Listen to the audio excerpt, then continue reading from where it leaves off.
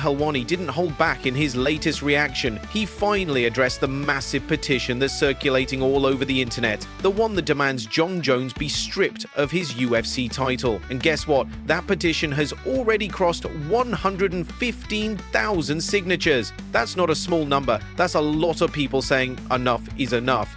Ariel made a strong point. He reminded everyone that Jon Jones already told the UFC what his plans are. Jones isn't being secretive. He said loud and clear he's not fighting Tom Aspinall. So if that's the case, why is the UFC still sitting on the title unification? Why no fight announcement? Why all this silence? And that's the kicker. If Jon already made it clear, then it's not his fault anymore. The blame falls on the UFC now. Maybe they're the ones dragging this out. Now, here's where it gets even crazier. Jon Jones is just 2 months away from becoming the longest reigning heavyweight champion in UFC history. Can you believe that? But not because he's been defending the belt like a monster. No, not because he's been dominating the division. It's happening because of inactivity. He won the title, got injured, defended once against Stipe Miocic, and then nothing. Months have flown by. No fights, no updates, nothing real is happening, and yet he might end up passing Cain Velasquez's record just by not fighting. Fans are frustrated, the heavyweight division is stuck, people want answers, and Tom Aspinall, he's sitting there with his own belt waiting. No one's letting him unify it, no one's giving him the green light. At some point, someone has to make a call. Either Jon steps back in and fights, or the UFC needs to let Tom take over. Let the division breathe again. What about this? There are people who have started a petition to strip Jon Jones. We're now at 115,135 as of maybe an hour or two ago when we took this screen grab. Jon does also bring up a good point. If Jon told the UFC like 2 months ago, hey, I'm not interested, it's no longer on him. Agreed. You know what I mean? So like, you remember one time I sat here and I said the UFC is not to blame? And I said that because they met the number. But now if he tells them, hey, I'm not interested, all right, you could say, well, you're to blame because maybe you told them, hey, if you meet this number, I'm fighting. And then you could say, all right, UFC is now back to blame because he told them 2 months ago, you know, I'm out. Why didn't you give Tom Aspinall a fight? There's this whole thing. Now, the whole thing is messy. There is no black and white sort of breakdown of it all. But the point is, I think the world has spoken. Look at that. Meanwhile, there's drama heating up around another star, Sean O'Malley. Tim Welch, Sean's coach, just came out and predicted something wild. He said Sean is going to knock out Merab Dvalishvili in the 3rd round. Bold, right? According to Tim, UFC 306 wasn't the real Sean. He said the old gloves messed things up and even claimed Sean was injured going into that fight. That changes everything. But Tim didn't just diss Merab, he kept it honest. He said it straight up. Merab is the best bantamweight in the world right now. That's big respect. And Sean, he's opening up too. He admitted he underestimated Merab. Thought he could just walk in, knock him out and leave. But now, he knows better. He's coming into the rematch with a whole different attitude. He said he feels amazing and has a completely new game plan ready. And here's something really strange. In an interview with Michael Bisping, Merab actually gave away the secret to beating him.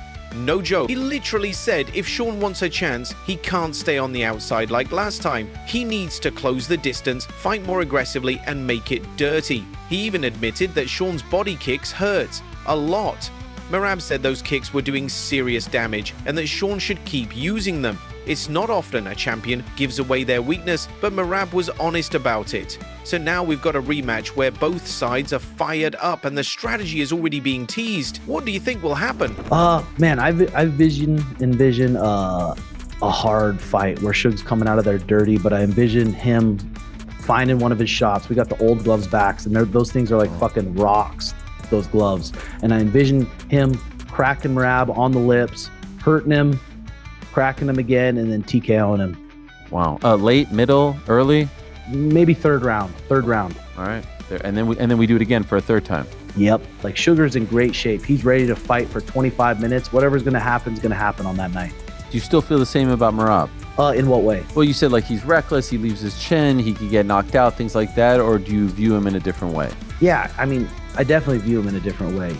He from the outside looking in, similar to Sean. If you watch video on him, it's like, God, he's got so many holes.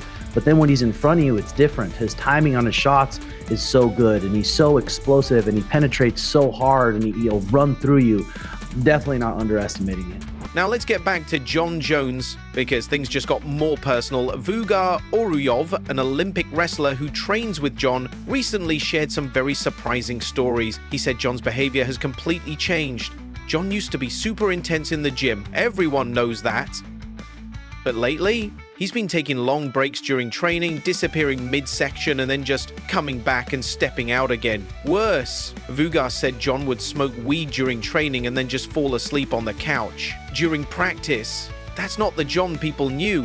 He's always been disciplined, at least in the gym. But this version of Jon, it's got people like Vugar seriously worried. Vugar made it clear. He respects Jon, respects his privacy, everyone goes through stuff, but this change, it's different. It doesn't feel right. He said he's genuinely concerned that this new Jon Jones might not be ready, mentally or physically, for what's coming. Especially if that what is a fight against Tom Aspinall. Let's be real. Tom is a beast. He's fast, he's smart, he's dangerous. And if Jon isn't focused, if he's slipping mentally or physically, that could be disastrous in the octagon. Vugar hoped it was just a temporary phase, but he didn't sugarcoat it. This shift in behavior could mess up Jon's performance big time. The whole situation is just sad and tense. People want to believe in Jon, but right now, that faith is being tested. Rob Whittaker also jumped in on the MMA conversation, and he had some things to say about another rumored rematch, Alexander Volkanovski versus Yair Rodriguez. Rob's words? Brutally honest. He said like most fans, he has zero interest in that rematch, and let's be honest, can you blame him? The last fight between them was so one-sided that nobody really wants to see it again. Sure, Volkanovski used to be in his prime back then. And yes, he's taken a couple of rough losses since then, so maybe, just maybe Yair has a better shot now.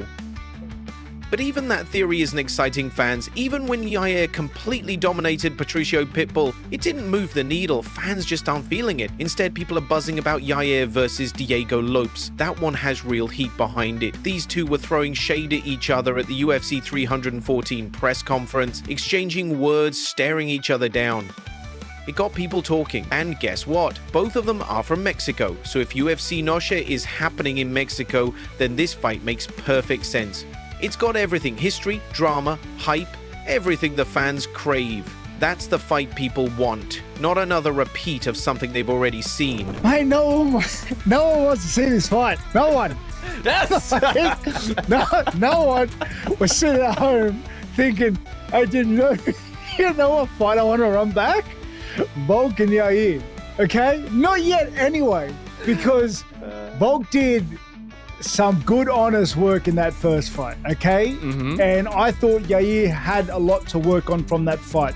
I think a lot of it was mental, but that's how I walked away from that fight. I thought that fight was very one-sided, and I thought he had things to work on.